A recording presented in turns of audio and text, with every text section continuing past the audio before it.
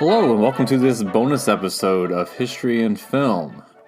We're talking about a movie, The Favorite, that I just saw in theaters yesterday, and I have done no research for. So what I thought I would do is basically just record myself doing the research, but don't worry, I'll cut out most of the boring parts, but you might hear me clanging on some keys and stuff, and it's probably going to be way less research, no script being written, and we'll just see what we find as I go through. So I just saw it yesterday. It's in contention for a Best Picture nomination, and it is a film by Yorgos Lanthimos, who I've seen some of his stuff, and I'm not actually a huge fan.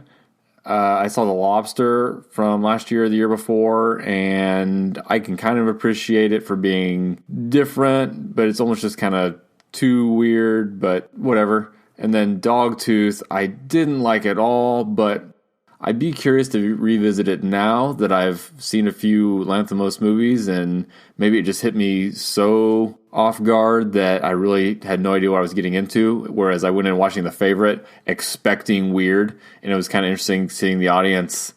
You could kind of just tell which pockets of people were and were not familiar with Lanthimos. And I would say this is obviously less weird than Lobster, to its credit, which I think is probably why it's going to get maybe more nominations than his other stuff. So I didn't know much going in. I did know it was about Queen Anne, who was the predecessor of King George and then the successor of William and Mary. And actually just William, because when you had William and Mary ruling jointly, then Mary did die before William. And this is all coming off at the end of the Stuart monarchs. So Anne ends up being the last of the Stuart monarchs, a descendant from James I. And the film doesn't say when we are set, but Queen Anne reigned from 1702 to 1707. So it must be set sometime within that period. And the first thing I want to look up here is... So the whole movie is about the rivalry between Rachel Weisz and Emma Stone on basically who's trying to be the Queen's current favorite. Rachel Weisz's character has been her favorite for a seemingly long amount of time, and Anne, actually, as queen, seems very disinterested in the matters of state and everything like that. So Rachel Weisz's character basically almost serves as the acting queen in a lot of ways, just because she has the queen's trust to such a high degree. And then Emma Stone's character comes in, who's a cousin of Rachel Weisz's character, who's down on her luck, kind of wants a job at court, ends up kind of working her way and playing the games and challenging Rachel Weisz for that favorite spot with the queen. And because it isn't, well, I did just watch it yesterday. Today is, I will say, December 22nd when I'm recording, obviously well before this is released. But by the time this is released, it should be around the time Oscar nominations are coming out or have come out, but before the ceremony still. Anyway, because of all that, I don't want to give spoilers like I usually do, even though it's historical. Actually, let's check, because that's the first thing I need to check is I don't know if Rachel Weisz's characters and Emma Stone's character are historical or not. So let's check.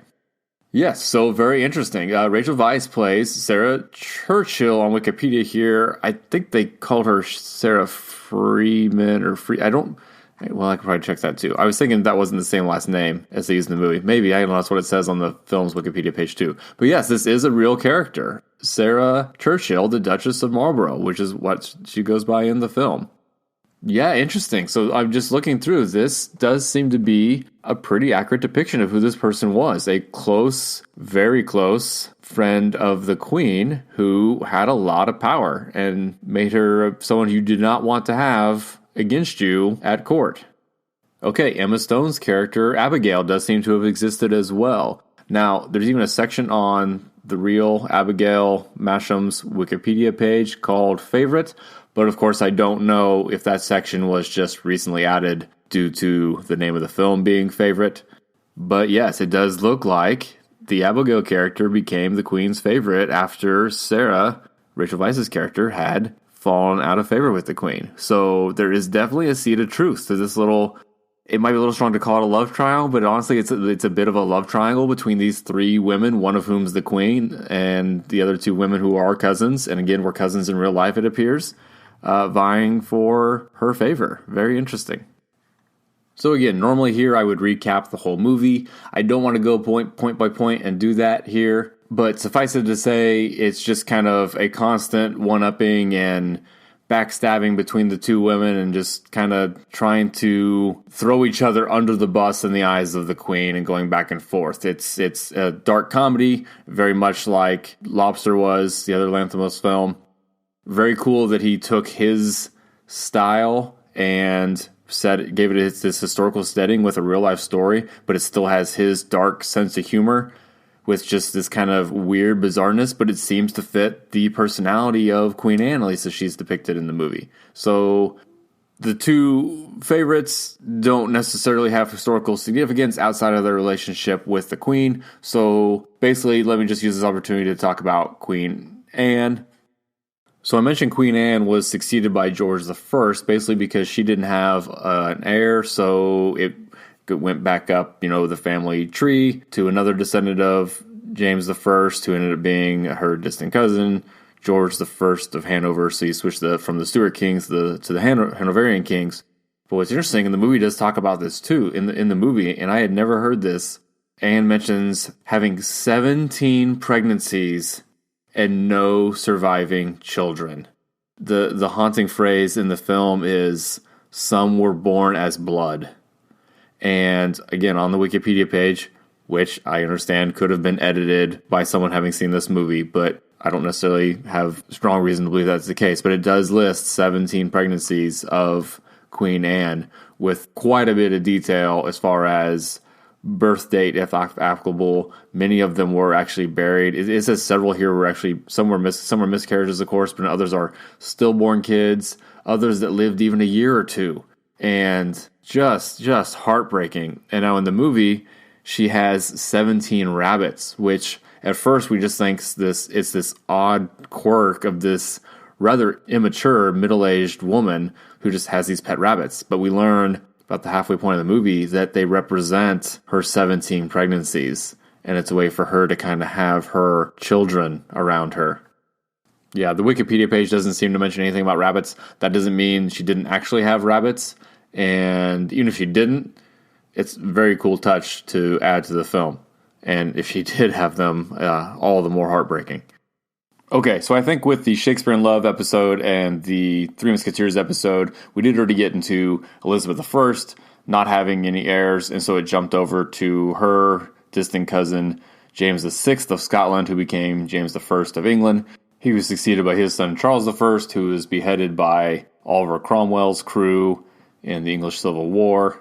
Cromwell ruled for about 5 years. Ultimately, though, Charles I was not succeeded, I guess. There was a restoration of the crown, and Charles II, the son of Charles I, was put back on the throne of England, and the monarchy was restored. Charles II was then actually succeeded by his brother, another child of Charles I. So this was James II. And that he was actually kind of forced out in favor of his daughter.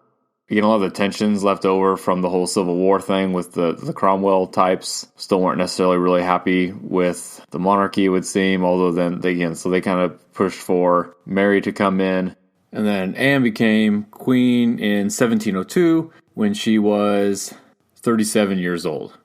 And it looks like, again, here's why I do this all ahead of time and not on the fly. So I was wrong on her reigning just from 1702 to 1707. She actually reigned until 1714 when she died. But it's split up into two different sections on Wikipedia because her official title changed. Okay, it's basically when Scotland became part of the same country again. So, and that is what's interesting. So actually, I do kind of remember this from before. So remember in Braveheart where the Scots win their freedom. It's the big thing with Robert the Bruce. Basically throwing off the English shackles, and Scotland becomes its own nation, independent from England. Everybody's happy. Yay, Scotland.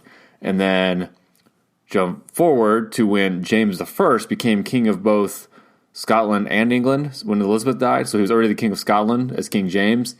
And then he became the king of England. Those were separate crowns, obviously. So he was actually just simultaneously the king of two different countries. And that stayed the same through all the Stuart kings through Anne. And then during her reign, Scotland became part of the same nation, so it became one crown. So that's the distinction that changed in the middle of Anne's reign, actually. Now I'm just looking through to find something else, a small little tidbit to talk about, so this just isn't a ridiculously short episode.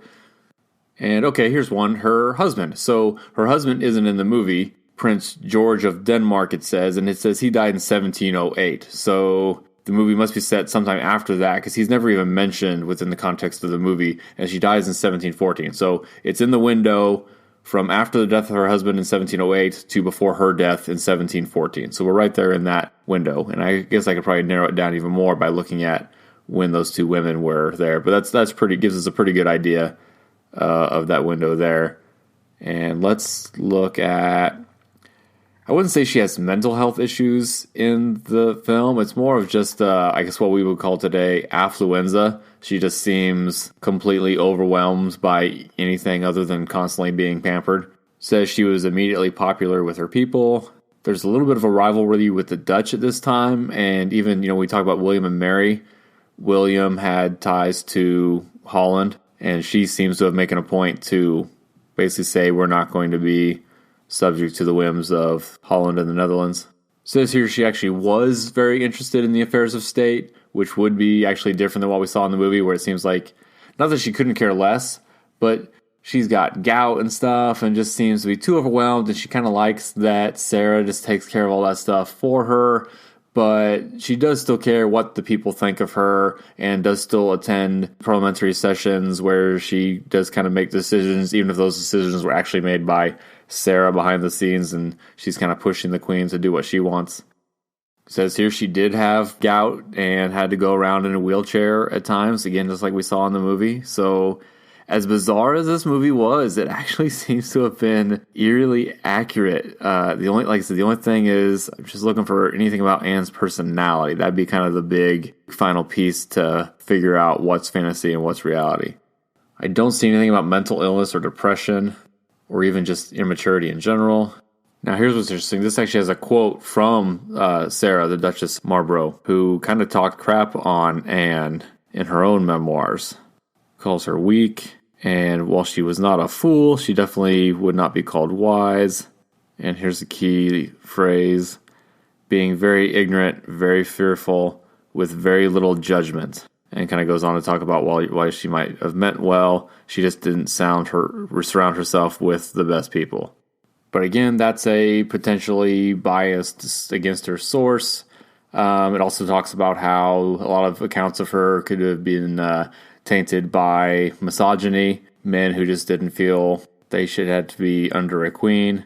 So I guess overall, we'll say the film seems to be pretty accurate, with a TBD, and actually a skeptical TBD to be determined as far as her personality. We might give her a little more credit, especially given the hard life she seems to have had, losing 17 pregnancies and not an heir to show for it. That's just devastating. I mean, I can't even imagine, especially, and with the pressure at the time to provide an heir to the country. And so you feel like not just the personal sadness, but you feel you let the whole nation down, or your whole empire down. So sad story, good movie. Curious to see where it ends up here in Oscar season. And since frankly the movie isn't that rich on plot itself, I think that's really about all there is to say, since I don't want to get into spoilers or anything. So again, we'll just call this a short bonus episode and a little peek behind the curtains for you. I'm past 22 minutes on my recording here, but that's got a lot of just dead time as I was looking through Wikipedia, but I also did stop it a couple times. So as I'm saying these words right now, I don't know how long this episode is going to be, but I'm going to guess it's going to be well under 10 minutes, probably closer to like 6. But anyway, I don't know if this is the best format, but we'll give it a try, and we'll see you next Tuesday with our regularly scheduled broadcast.